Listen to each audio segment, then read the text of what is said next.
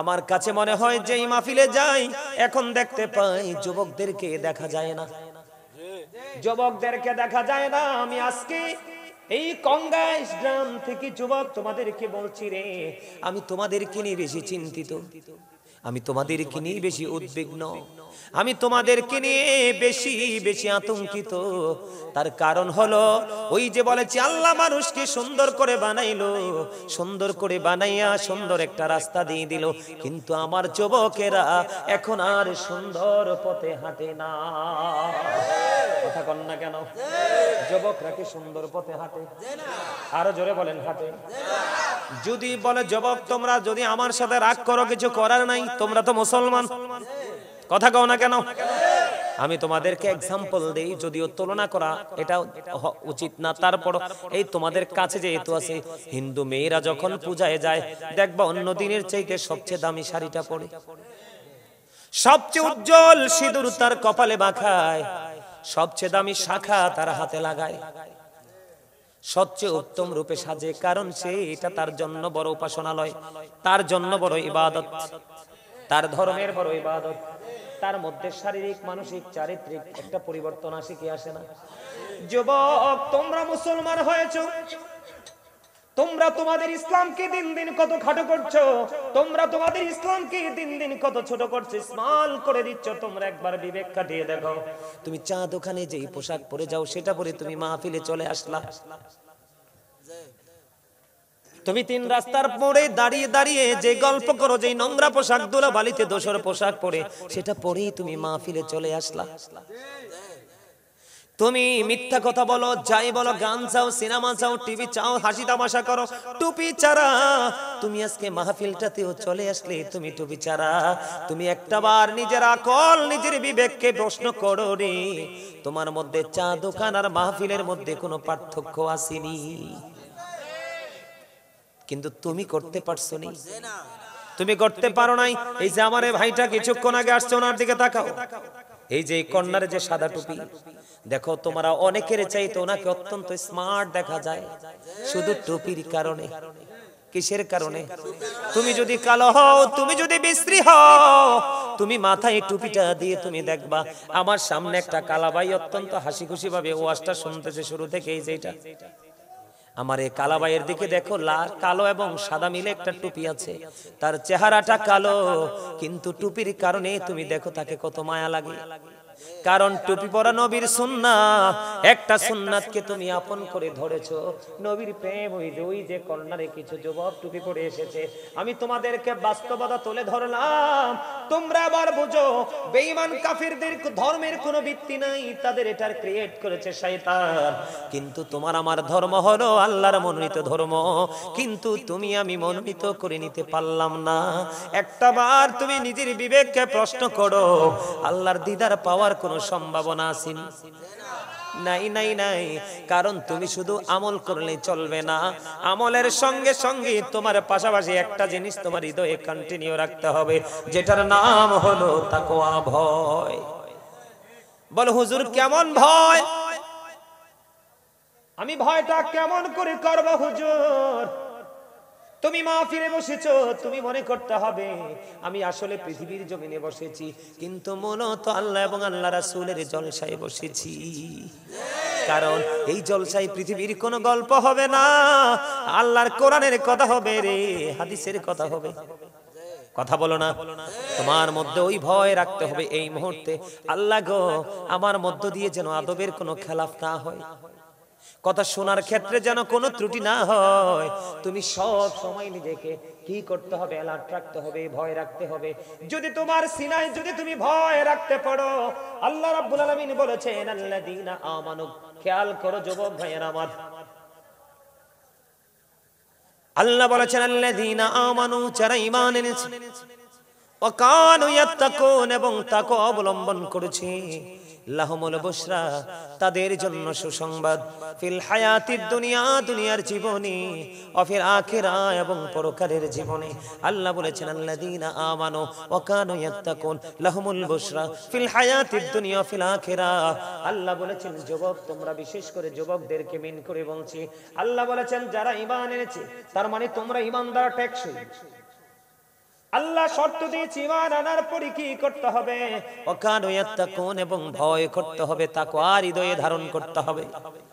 তুমি ইমানদার হওয়ার সাথে সাথে অন্তরে যদি তুমি ভয় রাখতে পারো রে, আল্লাহ সঙ্গে সঙ্গে বলে দিয়েছেন লাহুমুল বুশরা, তাদের জন্য সুসংবাদ দুনিয়ার জীবনে, ফিল হায়াতিদ দুনিয়া ও ফিল আখিরা, দুনিয়ার জীবনে এবং পরকালের জীবনে। এত তাড়াতাড়ি দুর্বল হয়ে পড়ছে? হ্যাঁ, আমার ওয়াজ কি মজা লাগে আপনাদের কাছে? কার কার কাছে মজা লাগে? দুই হাত সোজা করে দেখান তো। সবার কাছে মাশাআল্লাহ মাশাআল্লাহ। আমার বিশ্বাসটা এমনই ছিল। হাত নামান। কারণ এই প্রতিকূল অবস্থার মধ্যে যে যুবকগুলো এসেছো, তোমাদেরকে ছোট্ট একটা ধন্যবাদ দিয়ে আমি তোমাদেরকে ছোট করব না। তোমরা কত বড় কাজ করেছো। হয়তোবা অনেকে আমার ধমক শুনে, হয়তোবা কথা ভালো লাগার কারণে তোমরা এসছো, যে কোনো কারণেই এসছো। এই আশাটা কিন্তু তোমাদের নিজেদেরকে বাঁচিয়ে দিয়েছে। অন্ধকার এক জগৎ থেকে তোমাদেরকে আলোর পথে হাঁটার নতুন একটা শিক্ষা তোমরা নিতে পারবে। তার কারণ যার মধ্যে সেন্স আছে, এটা শেষ বেলায় যদি আসে তারপরেও তুমি সফল হয়ে যেতে পারবে। কারণ আল্লাহ কিন্তু বান্দার শেষ অবস্থার পর্যন্ত অপেক্ষা করে। আল্লাহ কিন্তু দেখো, আমরা আখির নবীর উম্মত হওয়ার কারণে কিন্তু আমাদেরকে আল্লাহ সাথে সাথে কি করে না, অ্যাকশনে যায় যায় যায়। আমরা এখন থেকে নিজেদেরকে কন্ট্রোলিং এ নেওয়ার চেষ্টা করব। যেটা আমি বলতে চেয়েছিলাম, এই এই বাউন্ডারির ভিতরে ইয়াং ম্যান, তোমাদেরকে বলছি, এই মাহফিলের দর্শক যারা, শ্রোতা যারা, এরা বলছে ওয়াজ লাগবে, তাবারুক লাগবে না। দয়া করে তোমরা ওখান থেকে সাউন্ড দিও না, যেটা আমাদের পর্যন্ত কাছে এসে পৌঁছায়। তোমাদের যদি ওখানে কোনো কাজ থাকে তোমরা কাজ করো, তবে আদবের সাথে, নীরবতার সাথে। কারণ কথাগুলো যদি আমার জবানের, কিন্তু কথাগুলো আল্লাহ এবং আল্লাহর রাসূলের, ঠিক কিনা বলেন? আমি ঘুরিয়ে ফিরিয়ে বন্ধু আপনাদেরকে একটা কথা বুঝাইতে চাই, বারবার আমি আপনাদেরকে বুঝাইতে চাই, আমরা পথভ্রষ্ট, আমরা প্রতিকূলতার মধ্যে আছি। তার কারণ হলো আমি দেখাইছি বন্ধু মোবাইল। এটা এত বিষাক্ত জিনিস, পৃথিবীর সকল বিষাক্ত পোকা এবং সাপে কামড় দিলে বিষ নামানো যায় রে। এই সাপের বিষ নামানোর ওঝা এখনো পৃথিবীতে আসে নাই। বলে হুজুর কেন গো, কেন গো, আপনি ইমোশনাল জায়গায় কেন আমাদেরকে টাচ করেছেন? আপনাদের ইমোশন নিয়ে আমি কথা বলছি, তার কারণ হলো রে, এই যেটার নাম হলো মোবাইল, এটার মধ্যে যা কিছু আছে বেঈমান কাফের মুশরিকের। কার? যেটার দিকে তাকাইলে নবীজি বলেছেন জিনা লাইনুন নাজরু, চোখের জিনা হলো দেখা। সর্বপ্রথম এটার মাধ্যমে প্রতিদিন যুবক যুবতীরা বন্ধু, এটার মাধ্যমে সর্বপ্রথম বন্ধু জিনা হইতেছে। চোখে যদি জিনা করে, কলবের জিনা ওটা হয়ে যায়। কথা কোন? চোখ যদি আপনার নষ্ট হয়ে যায়, আপনার মন সব সময় নষ্ট দেখে চাইবে। কথা কি আমার বুঝেননি? একটা এক্সাম্পল দিলাম। ছেলেরা মেয়েরা এটার মধ্য থেকে পোশাকের ডিজাইন বন্ধু আইডেন্টিফাই করে। এখন বলে হুজুর এটার কাছে কেন বারবার আপনি ঘুরে ঘুরে ফিরে ফিরে আসেন? তার রহস্য আছে, আমি এখনো আমার আসল ওয়াজে ঢুকি নাই। আমি শুধু আপনাদেরকে জাস্ট অ্যাক্টিভ করার জন্য বিভিন্ন দিক থেকে তথ্য দিচ্ছি। এই জায়গাতে আমার বারবার ফিরে আসার কারণ হলো, কঙ্গাইশের আমার ভাই, আমার বাবারে, তোমরা তো পাথরের চাইতেও শক্ত। এত ছোট্ট একটা মাহফিলের প্যান্ডেল তোমরা ফিল আপ করতে পারোনি, কাল হাসুরের দিন কি জবাব আমার আল্লাহ কি দিবা? তোমাদের বিপদের কোনো শেষ থাকবে না। রাত দিন তোমরা এত বেশি বেঈমান কাফিরদের সংস্কৃতি তোমরা লালন করছো রে। তোমরা আল্লাহ এবং আল্লাহর হাবিবের আদর্শকে দিন দিন কুরবানি করছো। আমি বলি এটার মধ্যে যা আছে সব বেঈমানদের, এবং তোমরা যা চর্চা করছো সেটাও বেঈমানদের। আমি সর্বপ্রথম যদি বাচ্চাদের, ছেলেদের মাথার দিকে তাকাই, আপনারা দেখেন বাচ্চাদের মাথার চুলের দিকে তাকায়া দেখেন। এখানে না বসলে পিছনে দাও, তুমি কাছে আসো, তুমি সামনে আসো, সামনে আসো। বাচ্চাদের, ছেলেদের মাথার চুল কাটার স্টাইল দেখেন, পুরো ইহুদিদের স্টাইল। কার স্টাইল? এখন আমার ছেলেরা, যুবক ভাইরা যে স্টাইলে চুল কাটে, এটা কোরআন হাদিসের বিধান মতো একেবারে টোটালি নাজায়েজ। ওই যে দেখেন চিকন আলী বৈশা রয়েছে টুপি ছাড়া, দেখেন তার মাথার চুল যেন বাবুই পাখির বাসারে এর মতো। ওই যে আমার এখানে আরেকটা আছে, ওই যে দেখেন ওইদিকে হাতের মাথার চুল যেন ধান চারার কুলা এরকম করে রাখছে। কানের গোড়াটার দিকে নজর দিয়ে চায় দেখলাম, মনে হয় যেন ডিজিটাল রেল লাইন। হুজুর এগুলো কেন বলছেন? এবার দেখেন ম্যাক্সিমাম যুবকের পরনে বন্ধু জিন্স প্যান্ট। এই এগুলো কি হাসির জিনিস? তোমরা চিন্তা করো ভাবো, এই মাহফিল চাইলেও আগামীকালকে আর করা সম্ভব নয়। দাড়িটা যখন যুবকেরা রাখে, অনেক ছেলে বিয়ের আগে দাড়ি রাখে, কিন্তু দেখতে লাগে আস্তা যেন মুসি। বলে হুজুর কেন মুসি বললেন? ওই যে ইহুদি নাসারা বেঈমান কাফেরেরা তোমার ইসলামকে কলঙ্কিত করার জন্য তোরা তোমার আদর্শকে কলঙ্কিত করছে। ওরা যখন দাড়ির ডিজাইন করে, তুমিও তাকে দেখে তোমার দাড়িটা ডিজাইন করেছো। তোমরা জানো না তারা এবং তোমাদের মধ্যে আকাশ পাতাল পার্থক্য। আল্লাহ রাব্বুল আলামিন বলেছেন উইদ্দাত লিল কাফিরিন, তারা বন্ধু জাহান্নামী কাফিরদের জন্য জাহান্নাম বরাদ্দ। তোমার পোশাক আশাক যা কিছু, তোমার খাবার দাবার ম্যাক্সিমাম বেঈমান কাফিরদের থেকে তোমরা শিখছো, অথচ ওরা আল্লাহ বলেছেন ওরা জাহান্নামী। আর তোমরা যারা আজকে বেঈমান কাফিরকে ফলো করছো, আল্লাহ তোমাদের সম্পর্কে ওয়াজ করতেছে উইদ্দাত লিল মুত্তাকিন, তোমাদের জন্য আল্লাহ বরাদ্দ করেছে জান্নাত, তোমরা জান্নাতি। কিন্তু জান্নাতি হওয়ার পরেও তোমরা জাহান্নামীদেরকে ফলো করতে করতে তোমরা ধ্বংস হয়ে গেছো। এবার আমি বলি বন্ধু যুবক, ম্যাক্সিমাম যুবকের পরনে জিন্স প্যান্ট। আপনারা বলেন জিন্স প্যান্ট পরলে লজ্জাস্থান ঢাকা থাকে নাকি ফাঁকা থাকে? আরো জোরে বলেন, ঢাকা না ফাঁকা? 100% ফাঁকা। আমি ফাঁকাটা কেমন করে? একটা ছেলে শার্ট পরে গেঞ্জি পরে, এখনকার ছেলেরা তো পাঞ্জাবি পরেই না। হিন্দুদের পূজায় যায়, বিয়ে বাড়িতে যায়, রং তামাশায় যায়, পাঞ্জাবি পরে, অথচ পাঞ্জাবি পরে সুন্নাত, নামাজে পাঞ্জাবি পরে না। ও বন্ধু শর্ট শার্ট শর্ট গেঞ্জি পরে যায়। আমি নিচেও কত দেখছি, সামনের কাতারে জিন্স প্যান্ট পরে রুকু দিয়েছে, পিছনের কাতার থেকে তার পিছন দিক তার লজ্জাস্থান দেখা যায়। আছে না নাই? এবার আসেন, এটা কোরআন হাদিস থেকে আমি বলবো এটা কতটুকু বৈধ না অবৈধ। ও যুবকেরা, তোমরা হৃদয়ে খুলে শোনো, যদি তোমরা বুদ্ধিমান হও, তোমরা যদি ইন্টেলিজেন্ট হও, তাহলে তোমাদের মানসিক পরিবর্তন আসবে। আর যদি তোমাদের বুদ্ধি না থাকে, আমার কিছু করার নাই। আমার দায়িত্ব তোমাদের সামনে বাস্তবতা থেকে অন্যায় অপরাধগুলো তুলে ধরা। যুবকের দল, আল্লাহ বলেছে কোরআনে, আল্লাহ 3 শ্রেণীর পোশাক দিয়েছে বান্দার জন্য। একটা লজ্জাস্থান ঢাকার পোশাক, আরেকটা সাজের পোশাক, আরেকটা হলো তাকওয়ার পোশাক। আল্লাহ বলেছেন লিবাসুত তাকওয়া যালিকা খায়র। আল্লাহ বলেছেন আল্লাহর কাছে সবচেয়ে উত্তম পোশাক হলো তাকওয়ার পোশাক। ও যুবক, এই তাকওয়ার পোশাক পরা ফরজ রে। এটা এদিকে তাকাও যুবক বন্ধুরা, আমার দিকে তাকাও। আল্লাহর কোরআন থেকে হাদিসে আমি যাই না, এটা কোরআন থেকে বলছি। এই আল্লাহ রাব্বুল আলামিন বলে দিয়েছে ইমানদার পুরুষের পোশাকটা লুঙ্গি হোক, প্যান্ট হোক, পায়জামা হোক, ট্রাউজার হোক, যেই প্যান্টই তুমি পরো, যেটাই পরো, উপর দিক দিয়ে থাকবে নাভি বরাবর অথবা নাভির উপরে, কোনোভাবেই নাভির নিচে যাইতে পারবে না। আর নিচের দিক দিয়ে থাকতে হবে এই যে টাকনো বন্ধু, টাকনোটার উপরে কোনোভাবেই বন্ধু টাকনোর নিচে যাওয়া যাবে না। কোনো কারণে যদি টাকনোর নিচে চলে যায় রে, তাহলে বন্ধু তোমার এই পোশাকটা তোমার জন্য অবৈধ হয়ে যাবে। ইভেন নামাজ পর্যন্ত আল্লাহর দরবারে কবুল হবে না। এবার আমি হাদিস শরীফে যাই, তোমরা কত অন্যায় করছো, তোমরা কত অপরাধের সাথে যুক্ত হচ্ছ। বেঈমান কাফেরদের শুটিং কি শুধু ফলো করে করে যুবক আমার দিকে তাকাও। আমার নবীজি মসজিদের মধ্যে অপেক্ষমান, হঠাৎ করে দেখতেন এক ব্যক্তি এসে নামাজের নিয়ত বেঁধে ফেললো। নামাজের নিয়ত যখন বাঁধলো, নবীজি বললেন তুমি ওযু করে আসো। তিনি নামাজের নিয়ত ভেঙে ওযু করতে করতে গেলেন, ওযু করে এসে তিনি আবার নামাজের নিয়ত বাঁধলেন।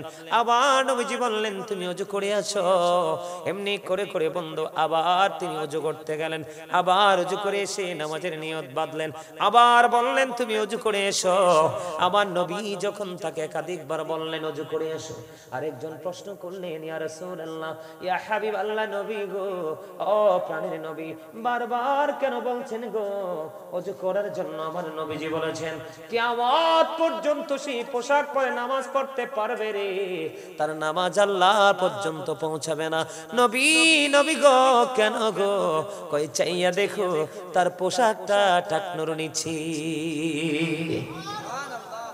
এই খবর শুনলে মানুষ সুবহানাল্লাহ, নাউযুবিল্লাহ আওয়াজ করে বলেন না নাউযুবিল্লাহ, আরো জোরে বলেন নাউযুবিল্লাহ। তাহলে আপনারা আমার দিকে তাকান, হাজার চেষ্টা করলেও জিন্স প্যান্টে আপনি নাভি বরাবর বা উপরে তুলতে পারবেন না, কারণ এটা জন্মই হয়েছে ছোট্ট হয়ে।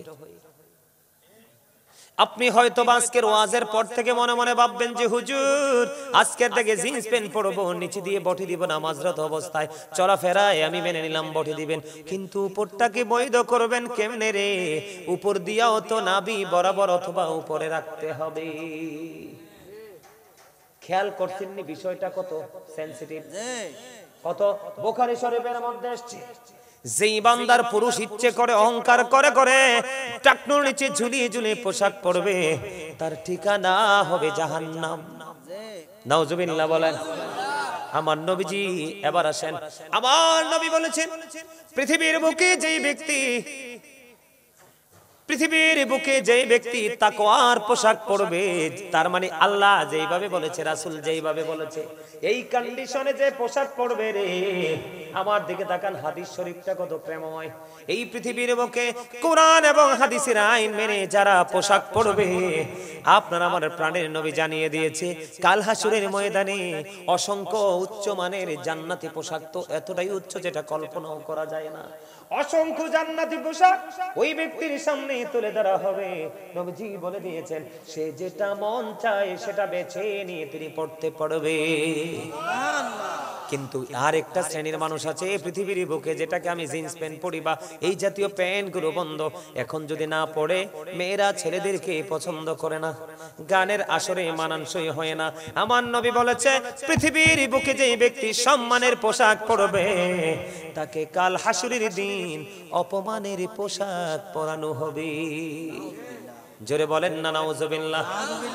তাহলে এবার আপনারা খেয়াল করে দেখেন আমরা বেঈমান কাফেরের সংস্কৃতি ধরে ফেলেছি কিনা? আরো জোরে বলেন ধরছি কিনা? এটা দিয়ে কি আপনি আল্লাহর দিদার প্রাপ্ত বান্দা নিজেকে দাবি করতে পারবেন? কোনোদিন সম্ভব, কোনোদিনও সম্ভব না। এবার আসেন বন্ধু, পোশাককে যেমন করে ইসলামের আইন উপেক্ষা করে কলঙ্কিত করে যুবকরা পড়া শুরু করে দিল, তেমনি ভাবে আপনার আমার জন্য পানি, দুধ, মধু, শরবত জায়েজ, কিন্তু মদ তো আপনার আমার জন্য হারাম। কথা বলেন না কেন? মদ কি হারাম? মুসলমানের জন্য হারাম। ইয়াবা কি, আফিম কি, এই যে নেশা জাতীয় ইয়াবা, বাবা কত গাঁজা, মদ, এগুলো কি হারাম না হালাল? এখন আপনাদের এলাকার ছেলেরা এগুলো খায়নি, ও মামা কি কয়? জুয়াও খেলে? আল্লাহ গো। তবে জুয়াটা আমি বিশ্বাস করি কেমনে জানেন? জুয়াটা খেলে এটা দিয়ে, জুয়াটা খেলে কি দিয়ে? মোবাইল দিয়ে, এটা দিয়ে। তাইলে আমি আবার একটা ওয়াজ করব, আপনারা ধৈর্য ধরে শুনবেন তো? সবাই শুনবেন? কেউ তো কিছু ডিস্টার্ব করবেন না, ধৈর্য ধরতে হবে। শোনার মানেন বা না মানেন পরের ব্যাপার, তবে আগে আপনাকে মন দিয়ে শুনতে হবে। কথা বলেন। আমি শুরুতেই বলেছি আপনাদেরকে ধমকেশ্বরে কথা বলেছি, এই বাবাগুলো অ্যাক্টিভ না, কারণ সন্তানগুলোকে মানুষ বানাইতে পারে নাই। বাবার জীবনের চরম বন্ধ ব্যর্থতা মনে রাখবেন। একটা বাবা সন্তানকে কোটি কোটি টাকা দিয়ে গেল, অনেক জায়গা দিয়ে গেল, অনেক সোনা গয়না দিয়ে গেল। ওই বাবার চাইতে যেই বাবাটা সন্তানকে সোনা গয়না টাকা পয়সা বাড়ি গাড়ি দিতে পারলো না, কিন্তু নে পরায়ণতা আদব কায়দা শিখিয়ে গেল, ওই বাবাকে বলতে হবে অল দ্য বেস্ট। কথা বলেন না কেন? আমার দিকে তাকান বন্ধু, আমি একটু তেলাওয়াত করি। এই তোমাদের কমিটির লোকিয়ানে মুরব্বি না ফলাফাইন? মুরব্বি কিতা কইতাম কৌশল? আমার দিকে তাকান বন্ধু, আমি একটু তেলাওয়াত করি। ওদিকে তাকায়েন না আপনারা, একটু দেখেন এই যে মদ জুয়া, এই যে নেশা, এটা কতটা ভয়ঙ্কর জিনিস। আমার দিকে তাকান। আল্লাহ রাব্বুল আলামিন বলেছেন ইয়া আইয়ুহাল্লাযীনা আমানু। এদিকে তাকান না, আপনারা কথা বললেন না। আরে ভাই আমি তো জানি বাইরে আছে তারা, তাদেরকে নিয়ে আমার কোনো ইন্টারেস্ট নাই। ইন্টারেস্ট তো আমার আপনাদেরকে নিয়ে, কারণ আপনারা অনেক আগে থেকে এসে বসেছেন, নিশ্চয়ই একটা আশা নিয়েই তো বসছেন। আমার ওয়াজগুলো বাস্তবতা নিয়ে ওয়াজ করতেছি, এটাকে খারাপ লাগে আপনাদের কাছে? খারাপ লাগে? সবার কাছে ভালো লাগে? আলহামদুলিল্লাহ বলেন আলহামদুলিল্লাহ। আল্লাহ আমাদের সবাইকে কবুল করে নিক, সকলে বলেন আমিন। আরো জোরে বলো না আমিন, আরো জোরে বলো না আমিন। মনে রাখতে হবে পদ্মা মেঘনা যমুনার তীরে কত ঢেউ চলে যায়, আসে না তো ফিরে। আমিও চলে যাব এমনি করে, বলেন আমিও চলে যাব এমনি করে, আসবো না কভু ফিরে। বলেন পদ্মা মেঘনা যমুনার তীরে কত ঢেউ চলে যায়, আসে না তো ফিরে। বাস্তব কথা না? যখন তখন ছিলাম আমি, এখন তোমার সব হয়েছে, পর হয়েছি আমি। যখন তোমার কেউ রবে না, রব শুধু আমি। আমার কাছে আসতে হবে, মনে রেখো তুমি। তোরা চাষতে কিছু, তোরা চাষতে কিছু কারো কাছে খোদার মদদ ছাড়া, অন্যের ওপর ভরসা ছেড়ে নিজের পায়ে দাঁড়া। বুঝছেন আমার কথা? ব্যাখ্যা করতে অনেক লম্বা সময় লাগবে। কথা বুঝতে পারছেন আমার? আপনি কি নিজের পায়ে হাঁটতে পছন্দ করেন অন্যের পায়ে? ঠিক তেমনি ভাবে নিজেকে স্থির করতে হবে। আমি চলে যাওয়ার পরে কেউ আমার জন্য হাদিয়া পাঠাবে, আর সেই হাদিয়ার দোহাই দিয়ে আমি আল্লাহর কাছে সাহায্য চাইবো, এই প্রত্যাশা আমি কোনোদিন করব না। আমি যাওয়ার আগে ওপারের বাজারটা আমি করে নিয়ে যাব। নিজের পায়ে দাঁড়া মানি হলো ওটাই। বুঝতে পারছেন আপনারা? আরে জোরে। বর্তমানে আপনাকে কেউ হেল্প করবে না, আপনি নিজেকে নিজে হেল্প করতে হবে, ঠিক না বলেন? বুঝে আসছেন?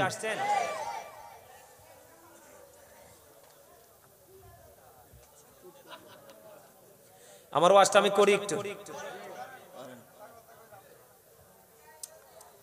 আল্লাহ রাব্বুল আলামিন বলে দিয়েছেন আমার দিকে তাকান, ইয়া আইয়ুহাল্লাযীনা আমানু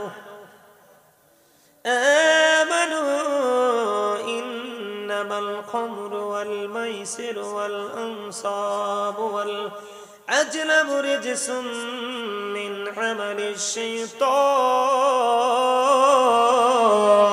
আল্লাহু আকবার। ফাজতানিবুহু লাআল্লাকুম তুফলিহুন।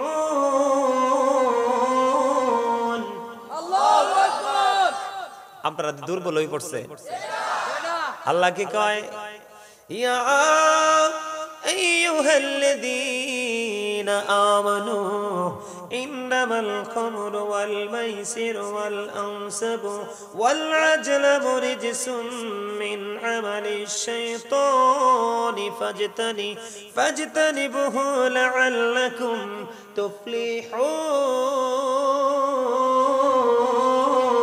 আল্লাহু আকবার। এতক্ষণ আল্লাহু আকবারটা মজা হইছে, এইভাবে বলবেন। মাহফিলটা তো আর প্রতিদিন হয় না। এমনও হতে পারে আজকের মাহফিলে জীবনের গুনাহ মাফ। এমনও হতে পারে আজকের মাহফিল কাল হাসরে নাজাতের উসিলা। আপনারা বলেন, অসংখ্য মানুষ হইলে মাহফিল কবুল হবে, অল্প মানুষ হইলে মাহফিল কবুল হবে না? মাহফিল কবুল হওয়ার জন্য কিন্তু বেশি মানুষ শর্ত নয়, শর্ত হলো প্রেম। শর্ত হলো কি? প্রেম। যে যত গভীর প্রেম নিয়ে বসতে পারবেন সে তত বেশি সফল হয়ে যেতে পারবেন। আপনাদেরকে আমি একটা কথা মনে দিই, তারপরে এই আয়াত ধরে আবার নতুন করে আরেকটা জগৎ নিয়ে আলোচনা করব। গাইবেন না আমার সাথে একটু গজল? মাইক্রোফোনটা এটা যদি আমার এইভাবে থাকতো তাইলে একটু মজা হইতো, কিন্তু এটা ঝুলে গেছে উপরে অনেক তো মাইক্রোফোনের ওজনে ঝুলে গেছে। ডিস্টার্ব করুন, ডিস্টার্ব করুন, এদিকে থাকো। আমি অনেক পুরনো একটা গজল গাইবো, আপনারা এই গজলটা থেকে কিছু শিক্ষা নেবেন। নেবেন? আরো যারা নেবেন? কালকে একটু গাইতে চাইছিলাম, পারি নাই, দেখি আপনাদের কাছে গাইতে পারি কিনা।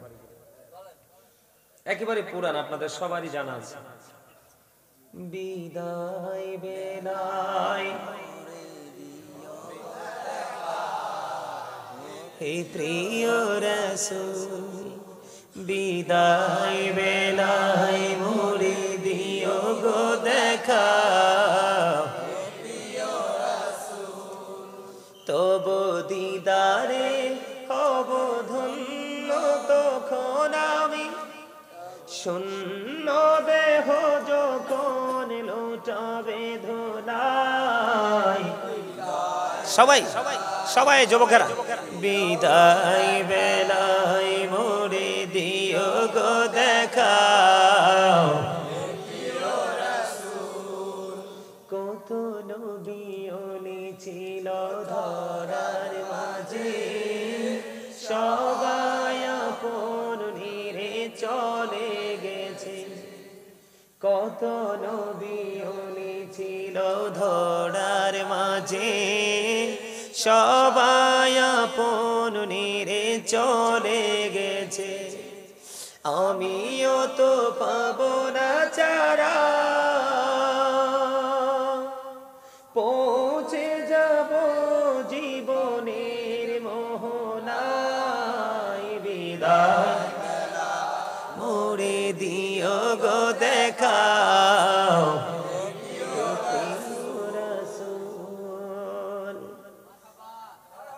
আপনাদেরকে আমি বোঝানোর চেষ্টা করেছি, আপনার আমার জীবনের মোহনা আছে না নাই?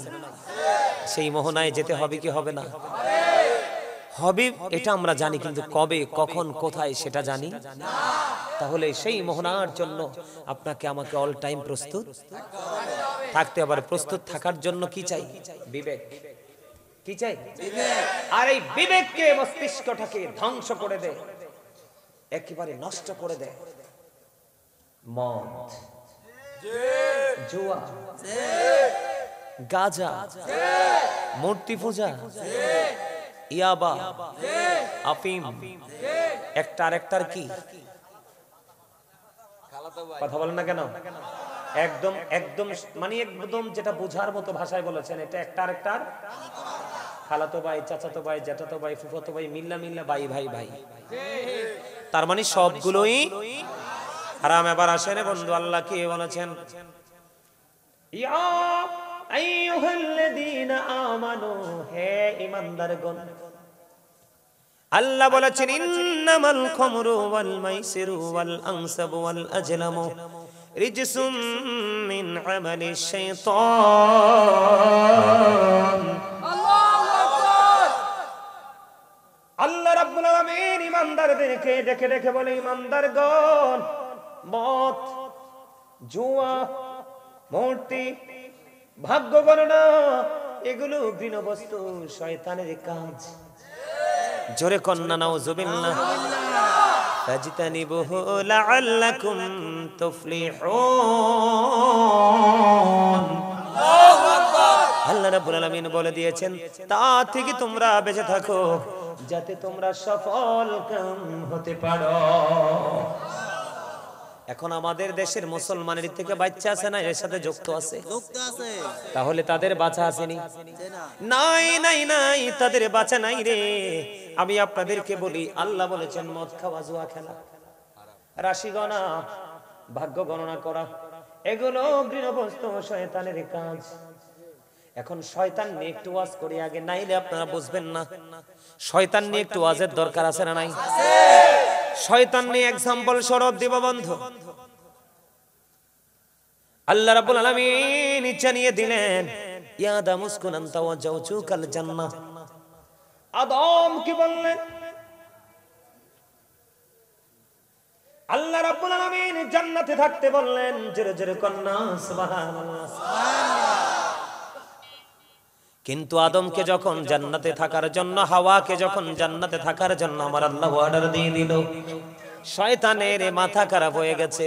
কারণ সে ছিল মুআল্লিমুল মালাইকা, সে পরে হয়েছে ইবলিস।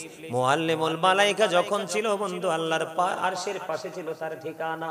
যখন সে ইবলিস হয়ে গেল, সে চির জাহান্নামী হয়ে গেল, জান্নাত থেকে চিরতরে বিতাড়িত হয়ে গেল। এখন বন্ধু আদম হাওয়া জান্নাতে থাকবে, শয়তান এটা মেনে নিতে পারলো না, মাথা খারাপ হয়ে গেল।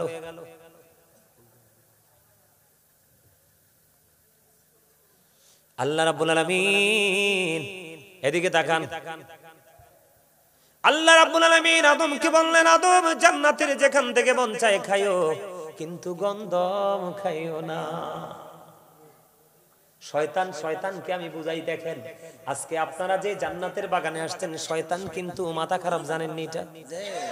কারণ তার দুঃখ, তার যন্ত্রণা, তার কষ্ট হলো রে, এত চেষ্টা করেও তাদেরকে আটকাইতে পারলাম না।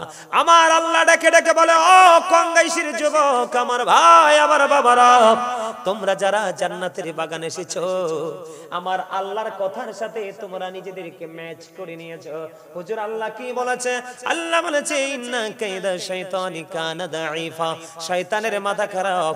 আল্লাহ বলেন, শয়তান ডিসিপশন ইজ ভেরি উইক। আল্লাহ বলে দিয়েছেন, সাচ্চা ইমানদারদেরকে শয়তান হাজার চেষ্টা করে আটকাইতে পারবে না, কারণ মুমিনের কাছে শয়তানের ধোঁকা একেবারে দুর্বল। যুবক, আমি তোমাদেরকে খুশি করার জন্য বলছি না। প্যান্ট পরে এসেছো, লুঙ্গি পরে এসেছো, শার্ট পরে এসেছো, টুপি ছাড়া এসেছো, টুপি পরে এসেছো, তবে বাহিরের যুবকের তুলনায় তোমরা কত দামি হয়েছো। আমি যদি তোমাদের সামনে কিতাবটা খুলে কুরআন এবং হাদিস যদি পড়তে পারতাম, আমার মনে হয় তোমাদের বিবেকে, তোমাদের হৃদয়ে নূরের আলো তাৎক্ষণিকভাবে ফুটে উঠতো। তোমরা হলা দামি, ওরা হলো কম দামি। তার কারণ কাল হাসরের দিন আরশের ছায়া ছাড়া কোনো ছায়া থাকবে না। আমার নবীজি জানিয়েছে, যুবক, যারা জীবন ভর আলেমদের সাথে প্রেমের ডুরি লাগাইয়া দুনিয়াতেও চলেছো, আখিরাতের বাজারে করেছো, ও আমার যুবক উম্মতেরা, তোমরা টেনশন করো না। ওই কাল হাসরের ময়দানে ভয়ঙ্কর অবস্থা হবে, কারণ আসমান থাকবে না, ভেঙে চুরে যাবে, তারকাগুলো ঝরে ঝরে পড়বে, সমুদ্র উদ্বেলিত হবে, ওই আকাশ সূর্যটা মাথার উপর থাকবে, ঘেমে দুর্গন্ধ হয়ে যাবে, ঘামের মধ্যে ডুবে থাকতে হবে। আমার নবী বলেছেন, যে যুবকের সময় সময় পাল্লা দিয়ে, যুগে যুগে পাল্লা দিয়ে আমল করেছো, আমি নবীকে ভালোবেসেছো, নবীর ভালোবাসার মধ্যে আল্লাহকে রাজি করার চেষ্টা করেছো, ও যুবকেরা, তোমরা টেনশন করো না। ওই কাল হাসরের দিন, ভয়ঙ্কর বিপদের দিনে আমার আল্লাহ তোমাদের 7 শ্রেণীর মানুষের জন্য আল্লাহর আরশের ছায়ার নিচে জায়গা রাখছে। এর মধ্যে একটা দল থাকবে, পৃথিবীর যুগে যুগে যুবকের আল্লাহর গোলামি করে করে মারা গিয়েছে, ওই সকল যুবক থাকবে যে আল্লাহর আরশের ছায়ার নিচে। সুবহানাল্লাহ। মনে রাখবা, যে যুবক আল্লাহর আরশের ছায়ার নিচে জায়গা পাবে রে, তার হিসাব নিকাশের কোনো ভয় করার দরকার নাই। মনে করতে হবে এটা আল্লাহর মনোনীত হয়ে গেছে। সুবহানাল্লাহ। জোরে বলে ঠিক না ঠিক? শয়তানের মাথা খারাপ। কি কারণ? আপনাদেরকে আটকাইতে পারে নাই। আল্লাহ আগে জানাই দিয়েছে, হ্যাঁ, আমার প্রিয় বান্দাকে তুমি আটকাইতে পারবা না, কারণ তার কাছে তোমার ধোঁকা একেবারে ব্যর্থ হবে। তার প্রমাণ আপনারা যারা জান্নাতের বাগানে এসেছেন তারা। বন্ধু, যেটা বলতে চেয়েছিলাম, আল্লাহ কোরআনে সাবধান করেছে, ইন্না শাইতানা লাকুম আদুউন ফাত্তাখিযুহু আদুওয়া। শয়তান তোমাদের প্রকাশ্য শত্রু, তাকে শত্রু বলে গণ্য করো। Satan is the eternal enemy of the universe. ইমানদারদের প্রকাশ্য শত্রু হলো বেঈমান কাফেররা, যেমনি করে তেমনি হলো শয়তান মানুষের প্রকাশ্য শত্রু। নাউজুবিল্লাহ বলেন না কেন? নাউজুবিল্লাহ। আরে জোরে নাউজুবিল্লাহ। এখন খেয়াল করেন, ছোট্ট একটা एग्जांपल। আদম জান্নাতি ঘুমন্ত, ঘুম ভেঙে চাইয়া দেখে বন্ধু মা হাওয়া পূর্ব সুন্দরী, প্রেমের নজরে হাওয়ার দিকে তাকায়। হাওয়া বাবা আদম সফিউল্লাহর দিকে প্রেমের নজরে তাকায়। আল্লাহ ফেরেশতাকে ডেকে ডেকে বলে, জিবরাইল দেখো দুজন একজন আরেকজনের দিকে প্রেমের নজরে তাকায় রে, দুজনের বিয়ের ব্যবস্থা করো। সুবহানাল্লাহ। কিসের ব্যবস্থা করো? জান্নাতে ধুমধাম করে বিয়ের ব্যবস্থা হলো। আর মোহরানা হলো নবীর প্রেমের দুরূদ 10 বার সুবহানাল্লাহ।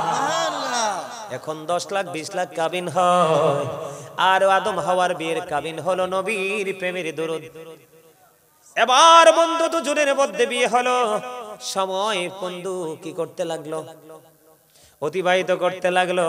এদিক দিয়ে শয়তানের কিন্তু মাথা খারাপ হয়ে গেছে।